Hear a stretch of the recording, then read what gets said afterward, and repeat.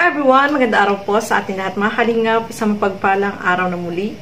So, pag-uusapan natin yung naganap na ribbon cutting sa bahay nila Joy, no? Marami yung bumisita, maraming umattend sa ribbon cutting at napakasaya po mga kalingap. Siyempre, nandoon sila Joy, si Dara, at si Erica, no? So, maraming sumayaw. Isa na doon sila. At eto pa, mga kalingap, merong magandang mensahe itong si Nanay dito sa kanyang sa tatay ni Joy. Panoorin po natin dito sa video na ito mga kalingap. Welcome to my channel.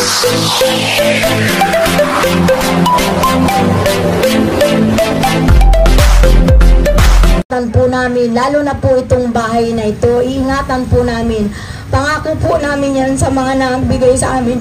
Kung yung nga pong bahay namin na sira-sira na talagang hindi ko pinababayaan na mag-iba. Ito pa po kaya na maayos na kaming matutulog. Kaya, iingatan ko po ito. Pangako ko po yan sa lahat ng tumulong sa amin. Maraming salamat po. Kuya Bal, maraming salamat po sa inyong mag-asawa, kay Rad.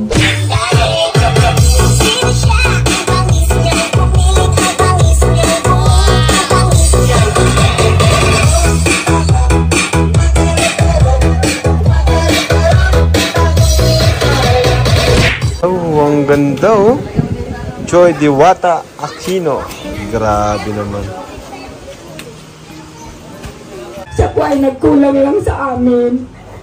Yung pong ama ng mga anak ko, kung nanonood ka man, maraming salamat sa iyo kasi kung hindi dahil sa iyo, wala din kami nito. Wala ang mga anak mo.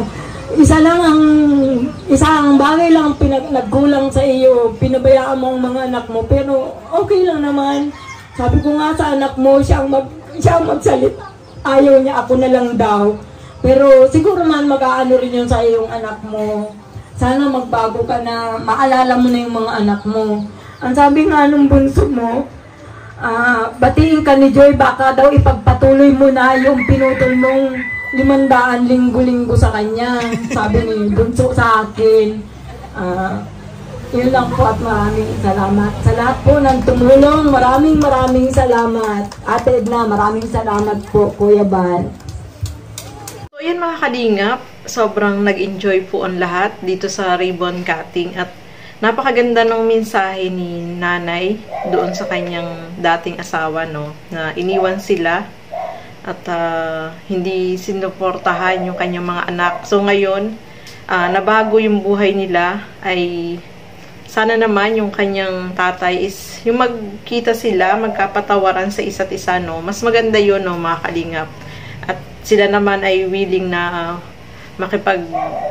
yung magkapatawaran sa bawat isa dahil syempre yung mga nangyari is talagang naghirap po sila, no. Yun nga sabi nga ni Ate Edna dun sa kanyang mensahe na etong si Nanay, sila, yung ginagawa po nila na para lang meron silang pambili ng bigas, ay naghahanap sila ng niyog. Dun sa may mga nyugan doon, ay naghahanap sila ng hulog ng niyog. Yun ang binibenta nila para meron silang pambili ng pagbigas, no, mga kalingap. So, sobra talagang napakahirap nung kalagayan po nila. Pero ngayon, nakita natin na napakaganda na nung bahay, kompleto sa gamit, no, mga kalingap. At talagang, sabi nga ni Nanay, parang hindi siya makapaniwala. Ito ay parang panaginip lang, no, na talagang totoong meron na silang bahay na napakaganda, no.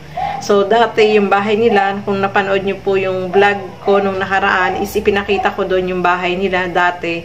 At saka yung sa kasalukuyan na sobrang ganda na ng bahay nila, no. So, dyan sa ribbon cutting is masaya po ang lahat. Masaya din sila Joy, no, yung family niya, sila Nanay, no. At syempre, mamimiss nila yung mga nagtrabaho dyan sa kanila, yung mga karpentero. Kaya lubos-lubos din yung pasasalamat niya. Kahit yung mga karpentero is emotional din po mga kalingap dahil syempre, ilang buwan din sila nagkasama, no? Parang 2 buwan, no?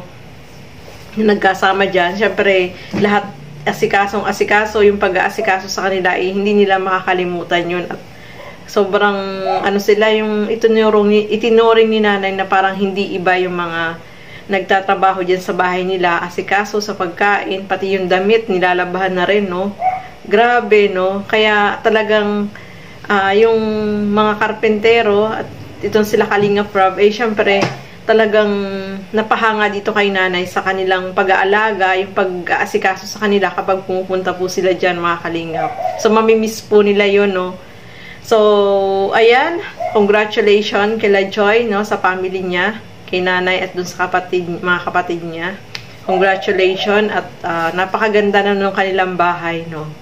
So, ayan, maraming salamat po sa inyong panunood at lagi natin suportahan Bal Santos Matubang, Kalinga Prab, at Edna Vlogs at yung aking YouTube channel, Gandang Emmy. Sa mga hindi pa po nakapag-subscribe, please subscribe and please hit the notification bell para lagi po kayong updated sa aking mga ina-upload na mga reaction video. Maraming salamat po at hanggang sa muli.